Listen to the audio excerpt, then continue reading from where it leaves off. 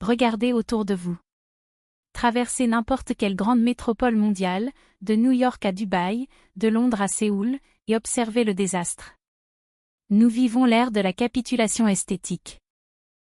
Partout, une même silhouette informe s'est imposée comme le nouvel uniforme de l'humanité, le streetwear, industriel, le loungewear, dépressif, et cette monstruosité absolue que l'on nomme l'athléisure. Des êtres humains, dotés de raison et de miroir, choisissent délibérément de sortir dans la rue vêtus comme s'ils s'apprêtaient à faire une séance de yoga ou à nettoyer leur garage. Le legging en lycra brillant, le sweatshirt à capuche informe barré d'un logo vulgaire, les baskets compensées qui ressemblent à des orthèses médicales. C'est une insulte à la géométrie humaine. C'est le triomphe du confort mou sur la dignité du paraître. C'est la mort de l'élégance, sacrifiée sur l'autel de la commodité immédiate. Mais alors? Il y a la France. Il y a Paris. Imaginez un touriste américain, fraîchement débarqué à l'aéroport Charles de Gaulle. Il porte son uniforme habituel, un pantalon de survêtement en coton gris, une paire de claquettes chaussettes, et un t-shirt souvenir trop large. Il se sent bien, il se sent relax. Il pense que le monde lui appartient parce qu'il a payé son billet d'avion. Et soudain, le choc. À la douane, il tombe nez à nez avec une agente de la police aux frontières. Elle ne porte pas de bijoux clinquants, elle ne porte pas de maquillage outrancier. Elle porte simplement son uniforme, mais avec une telle rectitude, un foulard noué avec une précision chirurgicale et un trench coat dont la coupe semble avoir été dessinée par les dieux de la couture. En un regard, l'Américain comprend. Il n'est plus dans un centre commercial géant. Il est sur le territoire de la civilisation. Il baisse les yeux sur ses claquettes et, pour la première fois de sa vie, il ressent une brûlure qu'il ne connaissait pas, la honte esthétique. Bienvenue dans l'épicentre du massacre visuel. Bienvenue dans un monde où une simple promenade pour acheter le journal devient une leçon de haute voltige stylistique qui réduit le reste de la planète à l'état de manant.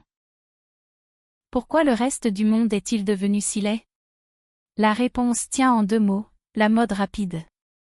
Cette machine infernale qui recrache des millions de tonnes de tissus synthétiques, de couleurs criardes et de coupes mal finies. Le monde entier s'est laissé séduire par le clinquant, par le logo qui hurle le prix de l'article, par l'accumulation névrotique de tendances éphémères qui seront périmées avant même d'avoir été lavées. Pour l'étranger moyen, la mode est une armure de marque. Il pense que plus le logo est gros, plus il est élégant. Il pense que le luxe est une question de brillance, de paillettes, de « m'as-tu vu ». Le Français, lui, cultive une forme de mépris souverain pour cette vulgarité. En France, le logo est le signe distinctif de celui qui n'a pas de goût. Afficher une marque en gros caractères sur sa poitrine est perçu comme un aveu de faiblesse, une preuve que l'on a besoin de la validation d'une multinationale pour exister. La véritable élégance française ne crie jamais, elle chuchote. Elle réside dans la matité d'un beau drap de laine, dans la discrétion d'un bouton en nacre, dans la subtilité d'un bleu marine si sombre qu'il flirte avec le noir. Le français sait que le luxe ne s'achète pas, il s'incarne. Analysons ce mystère que les étrangers appellent avec une jalousie mal dissimulée le « je ne sais quoi ». Qu'est-ce que c'est? C'est l'art suprême de la désinvolture calculée. Prenez une Parisienne dans le Marais, un mardi matin à 10h. Elle semble être sortie de son lit 5 minutes auparavant. Ses cheveux ne sont pas bruchés, ils sont décoiffés, avec une intention artistique. Sa chemise blanche d'homme est froissée juste ce qu'il faut, déboutonnée d'un bouton de trop, mais maintenue par une posture qui impose le respect.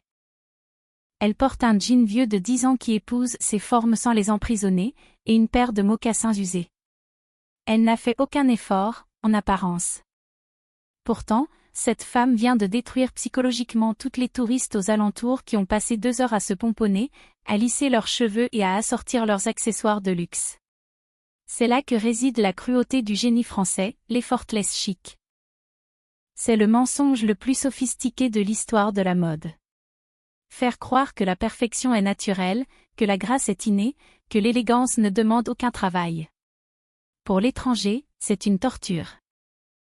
Il essaie de copier, il achète les mêmes vêtements, mais il échoue lamentablement parce qu'il lui manque la philosophie qui va avec, ce mélange d'arrogance intellectuelle et de respect pour la forme. L'étranger qui déambule dans Paris ne marche pas, il erre dans une galerie d'art vivante où il se sent comme une tache de gras sur une toile de maître. Regardez-le dans le quartier de Saint-Germain-des-Prés.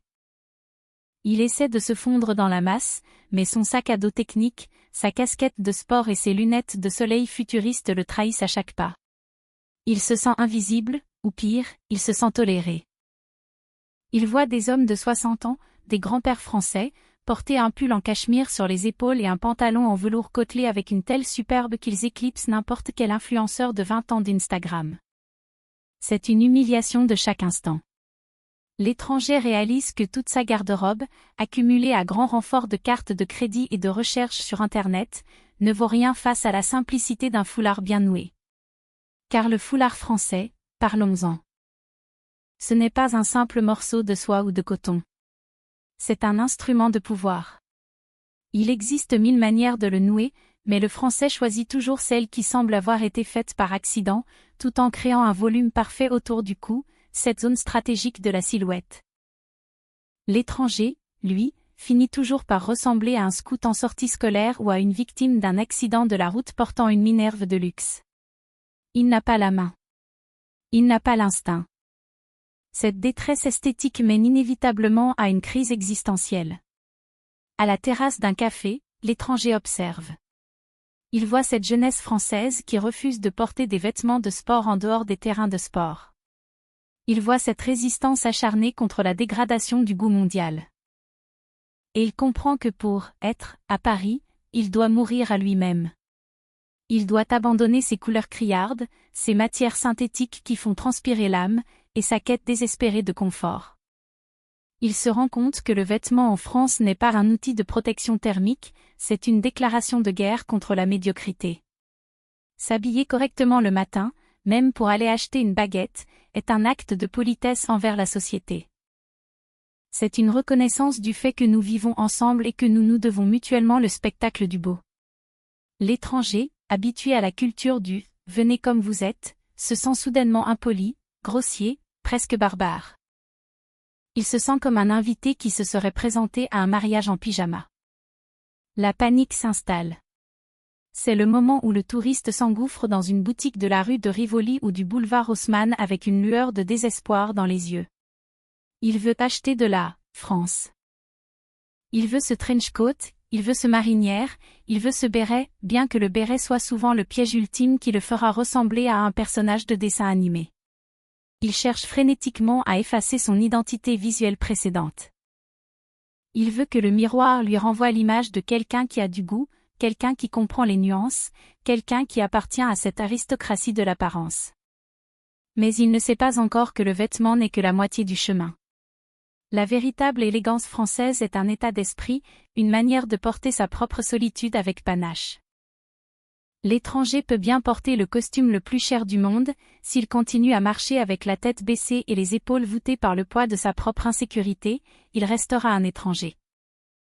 Il lui manque ce que nous avons dans le sang, la conviction profonde que la beauté est un droit inaliénable et que la négligence est un péché mortel. C'est la chute de la médiocrité.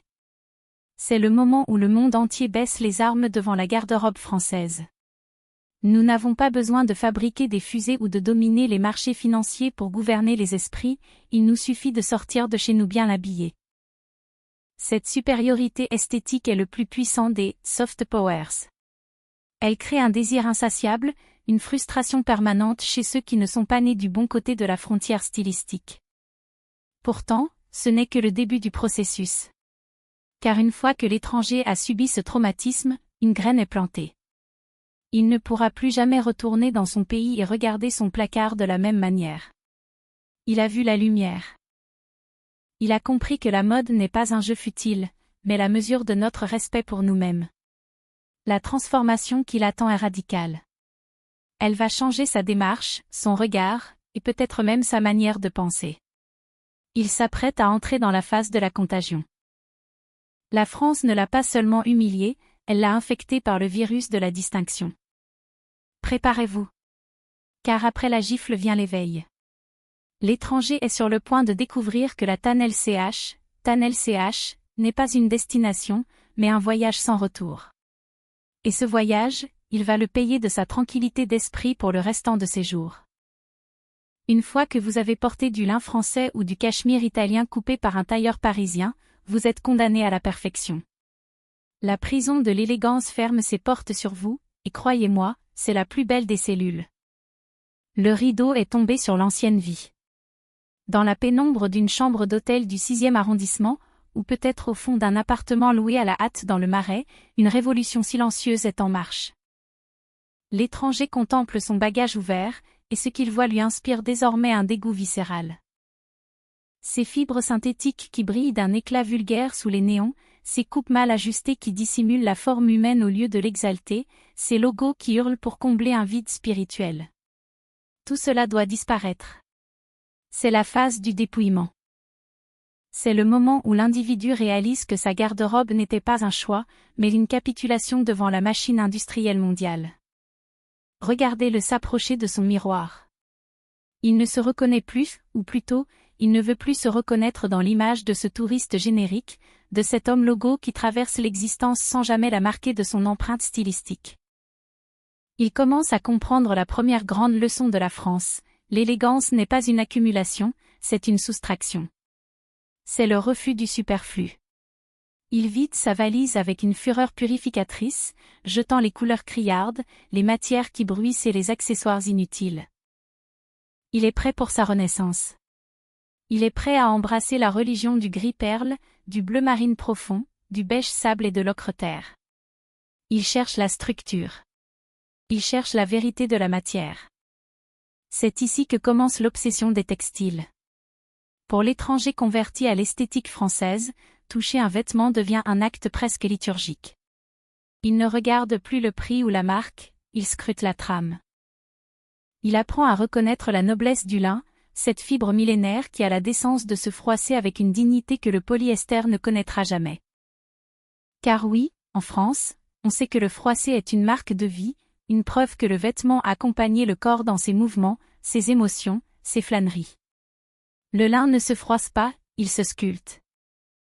Il apprend à aimer la laine froide, capable de maintenir une silhouette impeccable sous la pluie fine de Paris, et la soie sauvage qui glisse sur la peau comme une caresse intellectuelle. Décrivons ce moment où il achète son premier vrai manteau, son premier « trench » de confection française. Ce n'est pas un simple achat compulsif dans une grande enseigne internationale. C'est une investiture. Il entre dans la boutique, l'odeur du cuir et du tissu neuf l'enveloppe. Il glisse ses bras dans les manches. La coupe est impitoyable. Elle ne pardonne rien, mais elle offre tout. Elle redresse les épaules, elle marque la taille, elle allonge la jambe. Le tissu est lourd, dense, protecteur. C'est une armure de civilisation. Lorsqu'il boutonne ce manteau, il ne se contente pas de se protéger du froid, il affirme sa présence au monde. Il réalise que l'élégance est une éthique du paraître qui influence directement son être intérieur. Car la métamorphose ne s'arrête pas aux étoffes. Elle s'infiltre dans ses muscles, dans ses articulations, dans son regard. C'est là que le miracle se produit, quand vous commencez à vous habiller comme un Français, vous commencez inévitablement à marcher comme un Français. La démarche change. Fini le pas lourd et saccadé du jogger urbain qui court après le temps. Il adopte le pas du flâneur, une démarche assurée, rythmée par une pensée qui prend son temps. Sa tête se redresse. Ses mains ne sont plus enfoncées de manière informe dans ses poches, elles s'y glissent avec une nonchalance étudiée. Il apprend le pouvoir du port de tête, cette manière de regarder l'horizon non pas avec arrogance, mais avec une curiosité sélective. Observez-le à la table d'un bistrot, un verre de vin à la main. Ce n'est plus le même homme. Autrefois, il aurait tenu son verre de manière utilitaire, comme une canette de soda. Aujourd'hui, il manipule la tige de cristal avec une légèreté qui confine à la chorégraphie. Son regard n'est plus fuyant, il affronte les passants avec cette petite pointe de détachement souverain qui caractérise l'âme parisienne. Il ne cherche plus à plaire à tout prix. Il a compris que le comble de la séduction, c'est précisément de ne pas avoir l'air de vouloir séduire. C'est la victoire de l'être sur le paraître forcé. C'est alors que surgit la grande question, celle qui anime tous les débats internationaux. Pourquoi le monde entier accuse-t-il les Français d'arrogance? L'étranger, désormais, francisé, visuellement, apporte la réponse de l'initié. Ce n'est pas de l'arrogance. C'est un refus sacré de la médiocrité. En France, nous considérons que le laisser-aller n'est pas une liberté, c'est une abdication de l'esprit. Porteur un pantalon informe et des baskets sales dans un lieu public est perçu comme une agression visuelle commise contre la communauté. L'étranger réalise que ce que l'on nomme arrogance est en fait une exigence de beauté. Nous n'acceptons pas le « c'est déjà bien assez comme ça ». Nous voulons le « c'est juste ». Et cette justesse demande une discipline de fer déguisée en légèreté de plume. L'étranger se fait l'avocat de cette intransigeance. Il regarde ses propres compatriotes qui le croisent dans les rues de Paris avec une pitié qu'il ne soupçonnait pas. Il a envie de leur crier « Regardez-vous ! Vous êtes des fantômes dans des sacs de plastique. Vous avez renoncé à votre propre dignité pour un peu de confort. » Il comprend que l'uniformité mondiale imposée par la mode rapide est une forme de totalitarisme doux qui efface les identités nationales au profit d'une masse informe de consommateurs. En s'habillant à la française, il a commis un acte de sécession. Il a rejoint la résistance esthétique. Mais cette libération a un prix. C'est la malédiction de la perfection retrouvée. Car une fois que vous avez goûté à cette harmonie, une fois que votre peau a connu le contact du coton égyptien et que vos yeux se sont habitués à la subtilité des nuances de gris de la pierre haussmannienne, il n'y a plus de chemin de retour. L'élégance devient une prison dorée, un standard de chaque instant dont on ne peut plus s'évader sans souffrir. Imaginez le retour de cet homme dans sa ville natale, que ce soit à Houston, à Manchester ou à Melbourne.